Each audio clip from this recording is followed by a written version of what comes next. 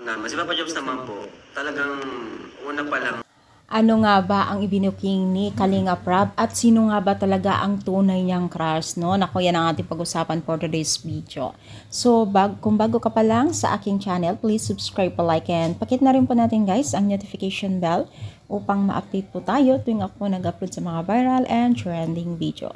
Alam niyo ba guys, na itong si Kalinga Prab ay talagang binuking niya itong si Jomar at una pa lang daw ay talagang may gusto niya at may pagtingin na pala itong si Jomar sa isang beneficiaries ng Team Kalingap. Sino nga ba ito? Si Carla nga ba o hindi? Siyempre, pakinggan po natin ito mga Mima. Si Papa Jobs naman po, talagang una pa lang na makita niya si Carla, talagang nagustuhan na po niya si Carla. Kumbaga, nakrasya na niya kaagad si Carla.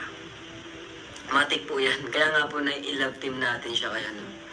Ba nung una, inaasar-asar pa natin na, uy, parang ganon. Hanggang sa, sige, love team kita dyan, bahala ka.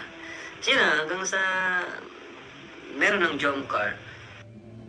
Si Papa Jobs po naman, si Papa Jobs naman, Confirm na talaga na itong si Carla pa talaga ang crush ni Kalinga Prab noon pa man. Kaya naman po parang kilig na kilig itong si Kalinga Jomar during sila po ay magkasama at sila ay magkakaroon ng love team, di ba? Napapasanaol ka na talaga kay Jomar dahil syempre isa sa mga pinakasikat din dito sa Team Kalingap at nabuo ang Carla o Jomcar.